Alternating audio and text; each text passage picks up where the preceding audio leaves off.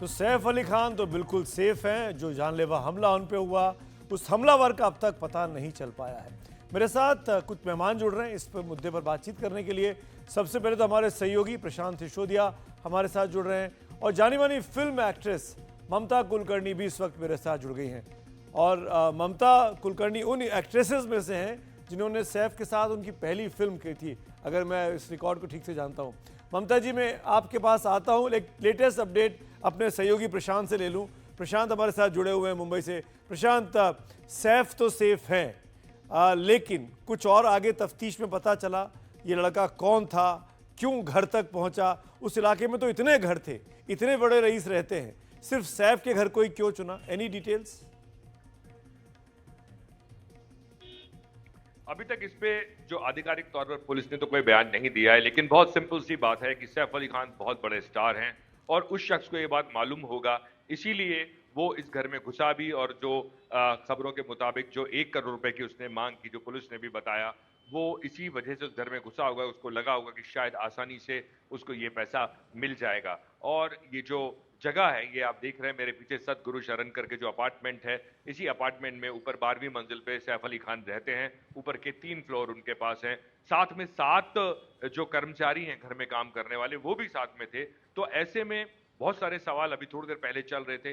ये सवाल भी है कि इतने सारे लोगों के होते हुए वो इंसान एक घर के अंदर कैसे घुस जाता है और कैसे इतनी बड़ी जी जो वारदात है उसको अंजाम दे देता है। फोटोज आप सबके सामने आ चुके हैं, हम सब देख चुके हैं वो शख्स कैसे सीढ़ियों से उतर रहा है और भाग रहा है। पुलिस अभी जो है कार्रवाई उसने और तेज कर दी है और लगता है कि जल्दी ही, सुबह से पुलिस ये बोल रही थी कि 3-4 घंटे में केस सॉल्व कर लेंगे, लेकिन मुझे लगता है कि अभी थोड़ा सा और समय इसमें जाएगा। सुमित जी, मेरे साथ जितेंद्र दीक्षित भी जुड़ गए, हमारे एक और वरिष्ठ सहयोगी। जितेंद्र, मेरा सवाल आपसे है, जो काम दिल्ली मुंबई पुलिस कह रही थी कि 3-4 घंटे में कर लेंगे, उस 3-4 घंटे को ये 15, 16, 17 घंटे हो गए। कल रात 3 बजे की घटना है, आज रात के 9:30 बजने वाला है। अब तक मुंबई पुलिस के हाथ में क्या लगा है? देखिए सुमित जी, मुझे ऐसा लगता है कि जो कुछ भी अब तक सामने आया है, जो कुछ भी दिख रहा है, कहानी उससे अलग भी हो सकती है।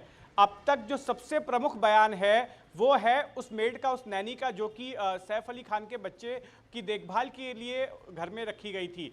उसके बयान के आधार पर पुलिस ने अपनी जांच आगे बढ़ाई है। अब उसने जिस तरह से अपना बयान दिया है उसमें से बहुत सारी बातें ऐसे कही हैं उसने जो कि आमतौर पर हजम होने नहीं आ रही। जैसे कि उसने सबसे पहले गौर किया कि बाथरूम में ये आदमी छिपा हुआ है, और अगर छिपा है तो उसने बाथरूम की लाइट क्यों ऑन करके रखी थी, क्योंकि ये बता रही कि उसने बाथरूम की लाइट ऑन की थी। फिर उसके बाद में उससे बात करती है तो कहता है कि मुझे 1 करोड़ रुपए चाहिए। अगर किसी को 1 करोड़ रुपए की फिरौती चाहिए, 1 करोड़ रुपए की उगाही करनी है, तो कोई ऐसे घर में घुसकर और इस तरह से बातचीत करके तो नहीं करेगा। तो ये बात भी जो है पुलिस को बड़ी ही संदेहजनक लग रही है।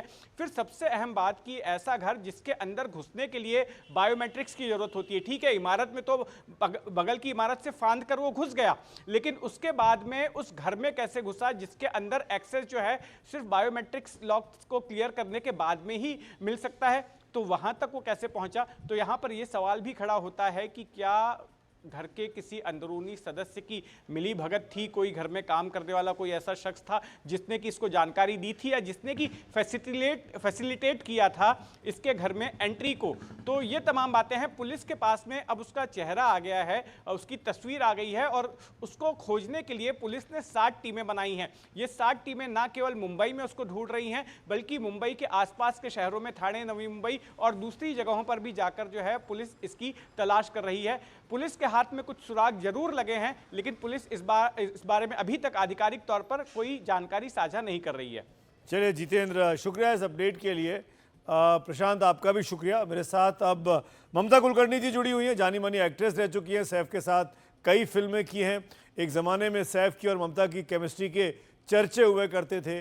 ममता जी, आपका बयान सबसे पहले आज सुबह आया जब सैफ पर यह अटैक हुआ, आपने अफसोस जताया। बांद्रा जैसा इलाका, सैफ का सिक्योर घर, आपको क्या लगता है क्यों हुआ यह हमला? क्या कहना चाहेंगे आप? एक्चुअली क्या है कि ये कोई डाउट ही नहीं इसके अंदर कि ये घर के अंदर के ही जो लोग हैं, वरना ऐसे 6 लोग अंदर आएंगे। और सबसे एक आश्चर्यचकित चीज इसके अंदर क्या है कि जो हमलावर था बाथरूम के अंदर, वो मेड को कैसे बोल सकता है कि मुझे 1 करोड़ की फिरौती चाहिए? आई मीन, एक मेड के पास क्या मतलब? आप अगर सैफ को मिलोगे तो बोलोगे तो समझ में आता है कि एक मालिक को बोला कि मुझे 1 करोड़ दो, तो ऐसा वैसा। लेकिन एक मेड को ये बोलना कि मुझे 1 करोड़ चाहिए, जी। ये पछता नहीं है। ऐसा लगता है कि सब मिली भगत अंदर की चल रही होगी। बिकॉज फिर मेड को मुझे नहीं लगता इतना इंजर किया जितना सैफ को किया है। तो आई थिंक कुछ प्लानिंग जैसे हो गया है अंदर।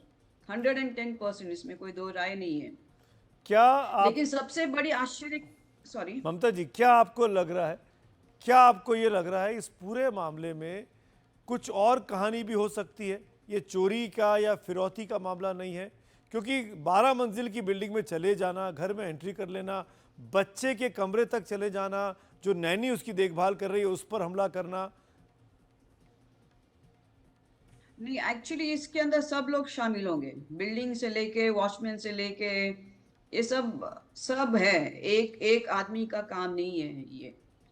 और मुझे सबसे चौंकाने वाली चीज ऐसी लगी कि आदमी का स्तर, इंसानियत का स्तर कितना नीचे तक गिरा हुआ है।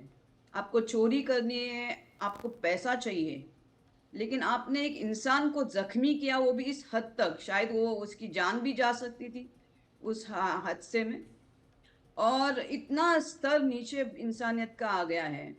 और सबसे पहले क्या है, अमीरी और गरीबी की जो एक दीवारें है बहुत बड़ी अपने देश में हो चुकी है। अभी लोग क्या कर रहे हैं कि इंस्टेंट पैसा कैसा मिलना चाहिए उनको, पढ़ाई नहीं करनी है उनको, जॉब नहीं करना है उनको, मेहनत करके जॉब नहीं करना है, अभी जी। फटाफट पैसे चाहिए लोगों को। फिर काफी सारे लग्जरियस चीज लोग देख रहे हैं, आजू बाजू लोग, ममता जी, बड़े बड़े लोग जो एक एक सेलिब्रिटी होते हैं। एक क्विक चीज़ मैं आपसे जानना चाहता हूं, क्योंकि आप मुंबई में रहती हैं। आप, क्या आपको लगता जी, है, क्योंकि ये दावा किया जा रहा है कि मुंबई बहुत सेफ है, सलमान पर अटैक होता है, बाबा सिद्दीकी मार दिए जाते हैं, ये सब 3-4 महीने में हुआ है, क्या आपको लगता है मुंबई सेफ है? हाँ, एक्चुअली मुंबई काफी सेफ हुआ करती थी और आज भी है। मुझे मालूम नहीं इसकी इमेज कौन और क्यों खराब करना चाहता है।